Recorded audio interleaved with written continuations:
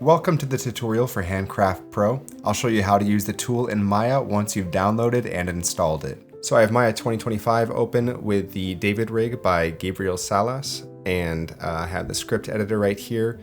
And I will also be dragging and dropping the adf.py file from the HandCraft Pro 2025 source folder. And I'll drag that into the viewport. That will create a shelf and it'll have a button here, and this is where we'll launch the tool in the future. But for now, we'll enter in our license here. And if you have a 4K monitor, you want to go ahead and turn this on. I don't, so I'll keep it off. And then I'm going to click activate. Now this opens up the tool for the first time. The first thing that we want to do is you have to set up the tool with the hand pose, with the curves that are on the rig. And don't worry, this is the only part of the process that takes a little time. Once we've done this once, we can save it as a template and we'll never have to do it again. And so you want to go in and select the pointer finger. It's easier to turn off the geometry so we don't accidentally select geometry. Select that pointer finger first control here. And then we're gonna rotate that down. And you want to take note of what rotation that is and if it's positive or negative. That's going to be your curl value. So in here, we know that was Y, and then we'll push the plus sign because it was positive, so Y plus. And we see in the script editor that it stored that information. And then you want to go ahead and find out display value, which is going sideways with the pointer finger. Make sure it is the pointer finger because other fingers will show different values. And so this is rotation Y, and it's also positive. So we'll click Z positive. And now we need to add the selection of the hands into the tool so it knows what we're going to be using. So you'll start with the left hand at the base of the thumb, and you do the last three controls from the wrist outwards. So that one, shift select this one, then shift select that one. Pressing W so it's easier to not have the rotation manipulator in my way. And I continue to shift select, starting with the curve closest to the wrist, going outwards, going around the hand. You have to make sure that it's in that order and that you select every single control or it's not going to work. Now this is the only tedious part of the tool. Once you have locked this in, you can save it as a template and it is going to remember the selection and the rotation and display values whenever you open up Maya again. It's going to have that template saved for you. So you're doing the same thing, shift selecting all the way around the right hand. Once we've made our selection, we want to lock that in, and we'll do that by going to Save Default Pose. So now we've saved that default pose. We can also, if you lose that, you can see, like, if you clicked off of it, then you can go to previous selection. It's going to select all of that again because it's stored it now after you've clicked Save Default Pose. And now we can also save that as a template. And if you go over to the Templates tab, you'll see that it saved that with the namespace of the rig here for later. And also if you deselect that, it's going to know the selection by clicking the template.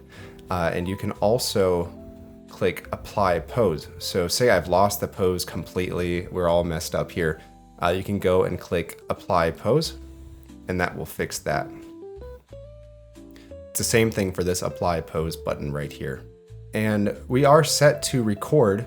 However, first I want to show you one thing that is very useful that I believe I'll make another video for because it'll really help you to craft the poses of your characters to make them exactly how you want them when you're breaking down animation.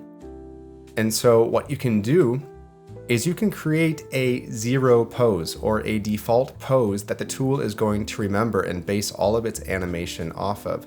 So if you have these fingers back like this, say your character has the ability to really bend back their fingers like this for some reason, they're double jointed or they have very exaggerated poses.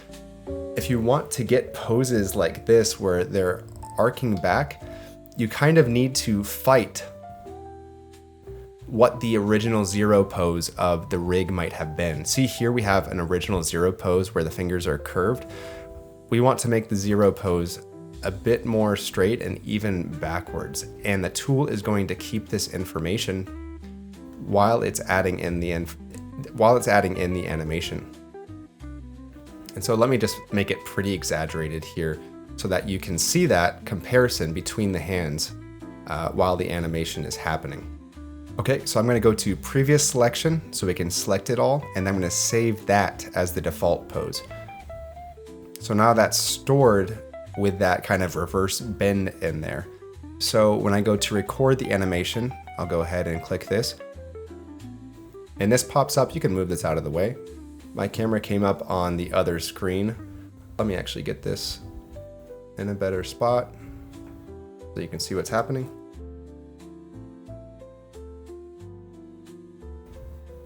And you can see that it is animating in real time. Then I go over here and you can see, if I just do my right hand, how that backwards pose can be very exaggerated because we made the default pose exaggerated back.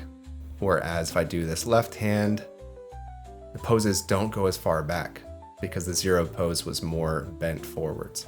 Now I want to see if I can break it because sometimes it might look like it's broken. If you put both hands up, you see that for a second, things are going like backwards like this. All you have to do is put your hands out of frame and then bring them back on. It should work better. Another really great tip, if you want to capture the best hand motion, is put your hands in a prayer pose, but do it off camera, and then separate them just a bit, and then rotate them around 30 to 45 degrees so that you get this kind of angle when you bring your hands up. You see how I've rotated them out a bit? That's going to be the best way for the tool to interpret them. You can always go in here and edit anything that you've captured, and you can delete things, move things around, whatever you want, and then capture again. You can even edit some of these poses if you want to. And you can also select everything and use the tool at the same time if you'd like to. It can be pretty helpful. Let me show you how to do the pose. So to get out of this, you want to go ahead and click on the screen and then press escape. You can also, that black command line box we had open, you can also go to that and just exit out of that and it will close it as well. Now let's go ahead and apply the pose that we had before. And now we can go ahead and try the recording pose. I move the command line box out of the way.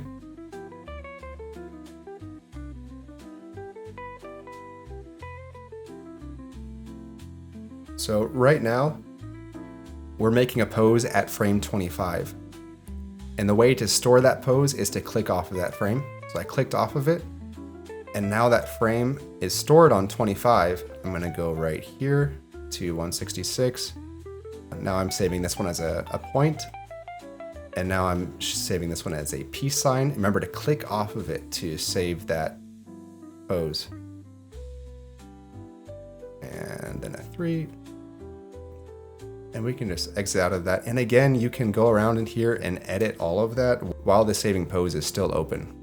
So you can actually go in here and modify one of these poses if you'd like. If you don't like it, change your animation. And this tool is gonna keep running. And then you can even go in and modify it again with your hand and change that pose if you don't like it. And then you go over to the video tab. And I just had a video I grabbed from YouTube that lives in here. So I go to my Maya 2025 scripts, HandCraft Pro, video data, and we could do just this one. You see that it opens up and it does capture that data. Sometimes it will show you the video of what it's capturing, and it'll show you the same kind of thing where it has the hand and the capture on there. Sometimes it doesn't.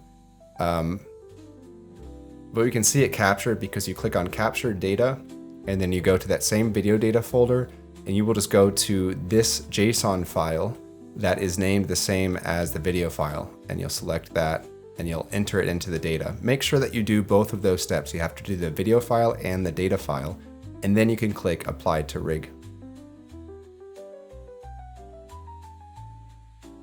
And she is doing sign language in the video, so that's what he's doing on his left hand there. Okay, so those are the main functions of this tool. I'm sure there are other ways that you can use it. I'd be interested to see how people end up using it. But let me actually show you one more thing, which is this license manager here. You can click on this and it can take you back to your license. So for any reason you need to deactivate your license, you can enter it back in here and click deactivate. This is important if you're working in a studio and you have multiple seats in your license. You can deactivate one and use it on a different machine in the studio. One other thing I should point out is that you can actually go and view the templates that you have in this folder in the HandCraft Pro in templates, and you can delete or modify them in there and it'll update in the templates tab. Thank you so much for watching, and I really hope that you enjoy this tool, and I can't wait to see what you guys create.